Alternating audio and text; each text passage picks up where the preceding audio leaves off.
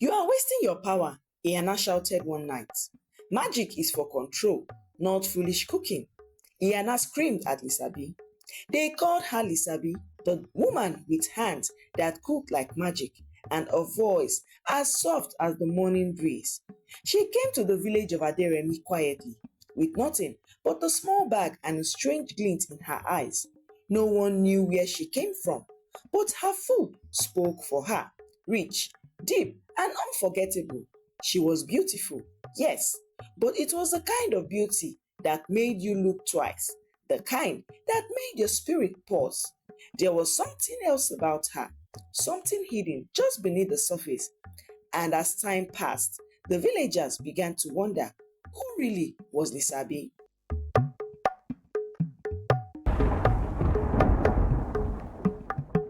Once upon a time, hidden in the skies, there was a secret world ruled by powerful witches. In this world lived Lisabi, the daughter of Hiana, one of the most feared witches of all time. Lisabi was different from the others. She did not enjoy the wicked spells her mother taught her. While the other witches practiced curses, she spent time creating potions that tasted sweet and filled the air with delicious scents. "You are wasting power," Yana shouted one night. "Magic is for control, not foolish cooking." But Lisabi did not listen. She refused to obey the rules. One day, she made the greatest mistake of all. She refused to join a ritual meant to strengthen the witch's power. Her mother's fury was like a storm. "You are no longer my daughter," Yana roared. Lisabi and a few other witches who followed her were cast down from the sky. They fell like shooting stars, landing in a strange new world, Earth. For the first time, Lisabi was free. She could finally use her magic the way she wanted, and so she opened a restaurant. The town Lisabi landed in was small but full of life. People worked hard in the fields and came home hungry, but food was simple: boiled yam, dried fish, plain soups, nothing special. Then Lisabi's restaurant opened and everything changed. She made meals that no one had ever tasted before. Her soups were thick and rich, her meats were tender and spicy, and her stews smelled like heaven itself. People could not get enough. Soon her name spread like wildfire. But one rule remained: no one was allowed inside her kitchen.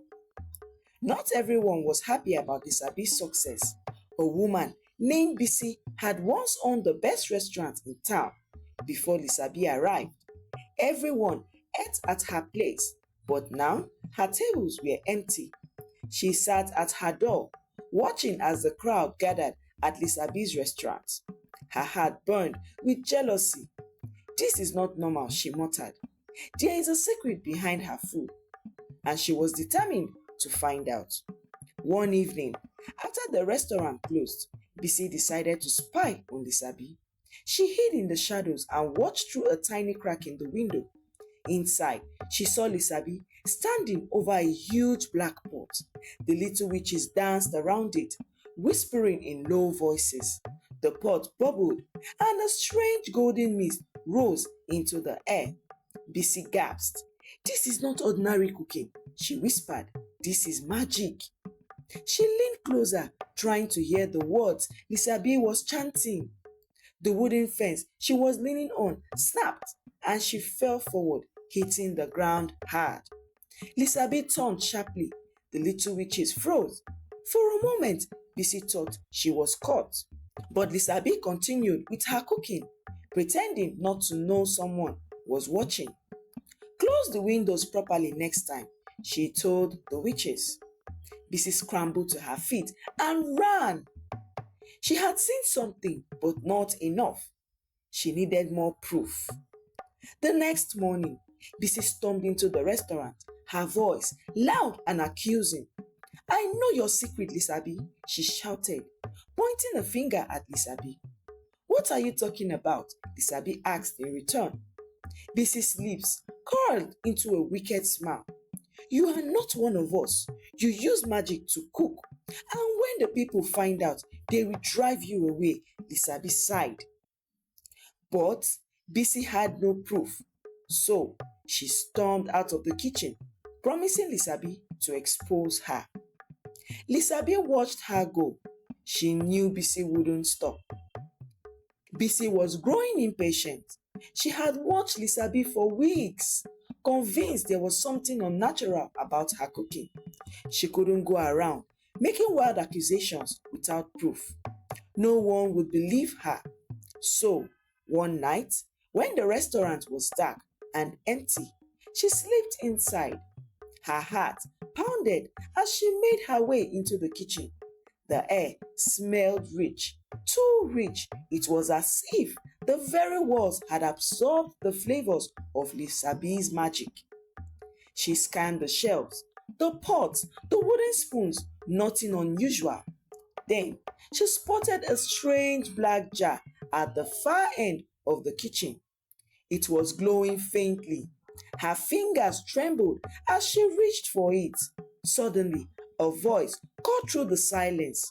Looking for something? Bissi froze. Slowly, she turned. Lisabi stood in the doorway, her golden eyes calm, but her smile different. The little witches emerged from the shadows, watching quietly. Bissi swallowed. I wanted to see how you make your food so special, she whispered. Lisabi took a slow step forward. You should have asked, she said softly. Bissi took a step back, but the air around her grew heavy. The kitchen seemed to shrink, the walls pressing in. Her hands went stiff. Her legs refused to move. A strange warmth spread through her body. Lisabi tilted her head. A woman who sticks her nose where it doesn't belong. Well, what better way to make her useful? Bissi's eyes widened in horror. Then she was gone. In her place on the table sat a jar filled with golden spice. Lisabi bent down, picked it up, and examined. Then she named it the Curiosity Spice. She turned to her little witches and gave them a mischievous smile. Shall we try a new recipe? The witches giggled. Lisabi placed the jar carefully on the spice rack, right next to the others. The next day, Bissi was nowhere to be found. People asked about her, but no one had answers. Meanwhile, Lisabi's food tasted richer than ever before. The new spice gave it a depth that no one could describe. The customers praised her talent, saying she had truly reached perfection. Lisabi only smiled. Days had passed and whispers spread through the town. Where is Bissi? Where is Bissi? She was jealous of Lisabi. Maybe Lisabi did something to her. The rumors began to grow. Bissi was still in the restaurant, just not the way she expected. The people began to look at Lisabi differently. Their love was gradually turning into fear. Lisabi saw the change. She knew what came next.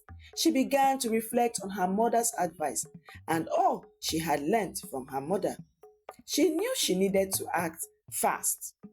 A fortnight after Bissi's disappearance, Lisabi prepared one last meal. She filled the town with the most delicious scent using the curiosity spice. She invited the people, saying she was celebrating her mother's remembrance. Despite their new behavior towards Lisabi, they could not resist the aroma of her food. They dressed up in their finest attires and attended the celebration. The people ate and drank, unaware it was her final gift to them. Lisabi fed them so well. That night, they slept like they had never slept before. As the darkness fell, Lisabi stood outside her restaurant for the last time. The little witches gathered around her, and in a flash of golden light, they vanished off to another village. The next morning, the townspeople found the restaurant empty. The fire was cold, the pots were clean, only one thing remained: a small jar of golden spice with the name Bissi boldly written on it. It was there, sitting on the table. Some say it smelled like the best seasoning in the world. Bissi was never seen again, and neither was Lisabi. As the days passed, the villagers gradually began to understand Lisabi was not ordinary. There was something mysterious about her. The restaurant remained shut, the doors untouched. The golden spice still sat there on the table untouched. Years had passed, yet no one ever dared to step inside there again. The once lively place stood frozen in time, a silent reminder of the woman who had fed them so well and vanished without a trace. In the end, we can learn from this story that jealousy can lead to destruction. Not all secrets should be uncovered. Power can protect, but it also isolates. Be careful what you wish for. If you enjoyed the story, don't forget to give a like, subscribe, and share. See you all in our next story.